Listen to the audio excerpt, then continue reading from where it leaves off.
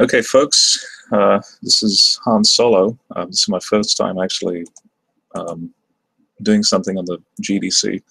I thought I'd just, because I have, I have free time, so I thought I'd just do something brief and offer an explanation on the word atheist.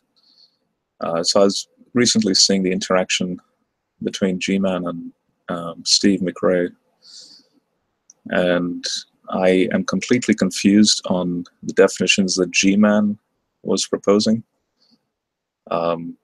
What he was saying is completely foreign from the definition that I can showcase here from scholarly material and dictionaries and so on.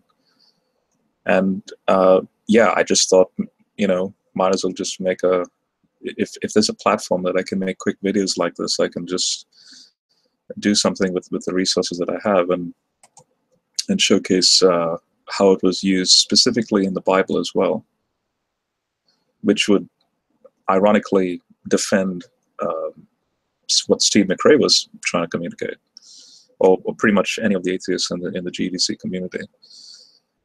So I guess to G-Man's surprise, the word atheist, or the Greek word atheos, actually appears just one time in the Bible, specifically in the New Testament. So as you can see over here, let me just zoom in. So this is in Ephesians 2:12 that reads, let me just zoom this in.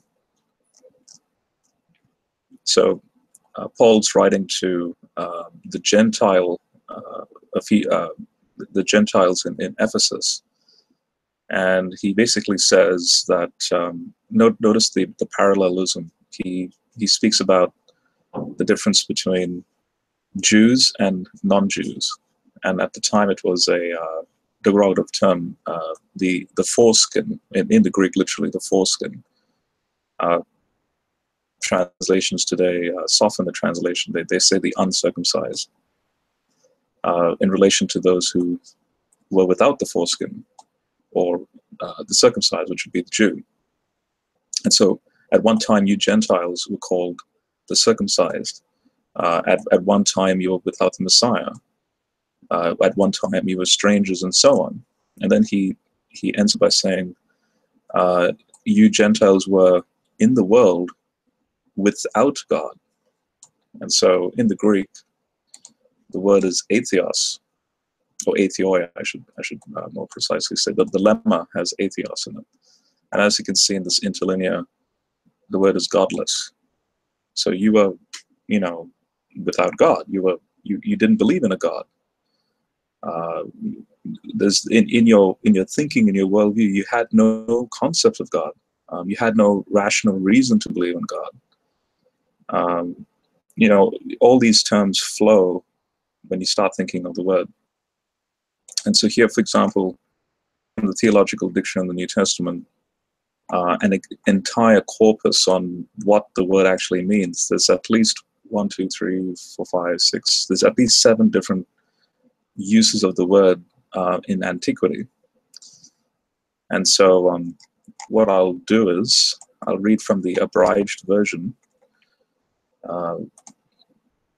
since this is meant to be a short video.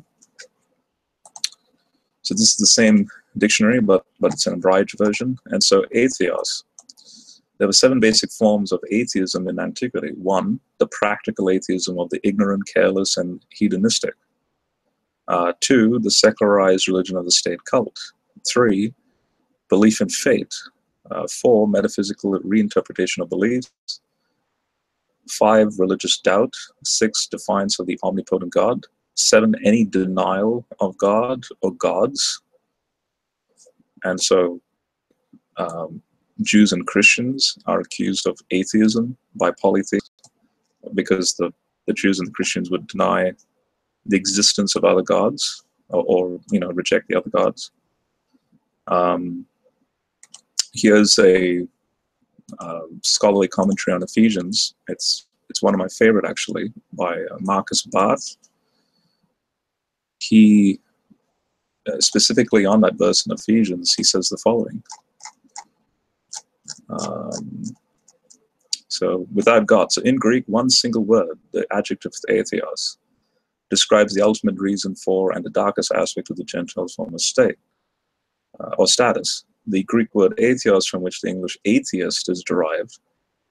And now notice this, it doesn't occur anywhere in the Greek Septuagint, so nowhere in the Old Testament, the apocryphal books, or elsewhere in the New Testament. It's just this one time when it occurs.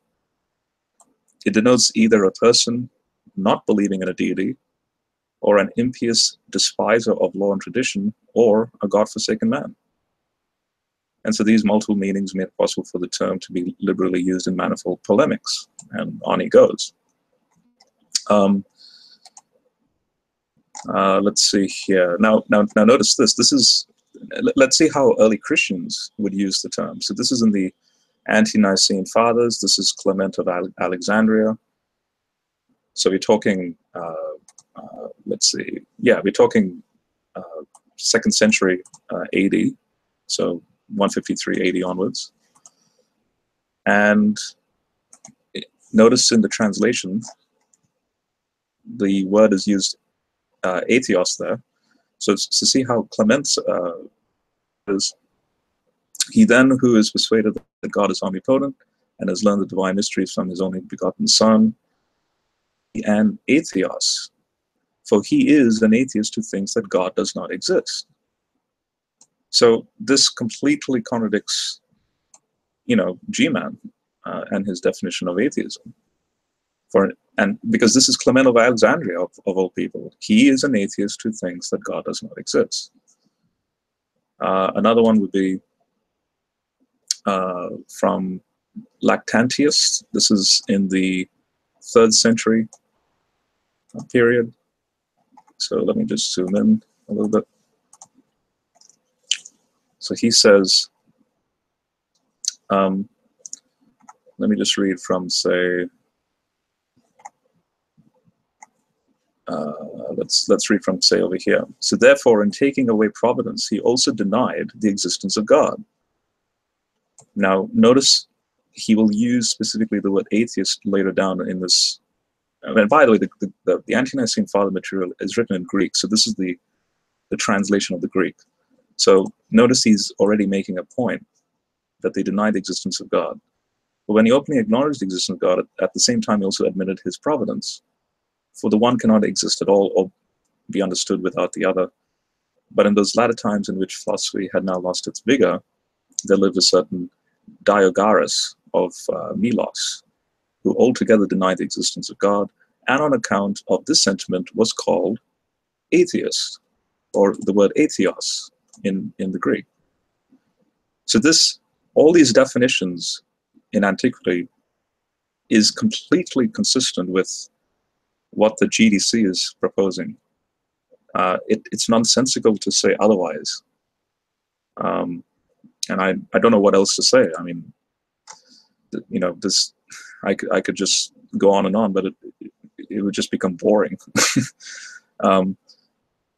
This is a pretty good. I think I'll probably end this video now, and maybe there's people in the chat. I don't know, but here's a Greek English lexicon of the New Testament and other early Christian literature, 3rd edition. It's a pretty good one. And notice they render it in 2 different ways. So here you have the word atheos, the lemma. And so 1, to being without a relationship to God, and 2, one who disdains or denies God or the gods and their laws. So God denier, atheist. It's just so obvious that this is what the term means. So yeah, I think let's see if there's anyone in the chat. MP says general. And maybe, how many people watching this? 4 people watching this. Does anyone have a question? Because I can just end it now.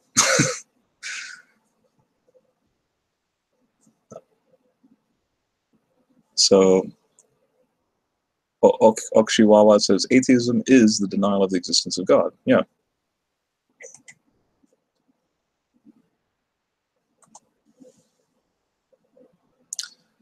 So maybe this can be used as a resource to not make this too long, but use this as a resource for any future discussions. All right, guys, I'll catch you later.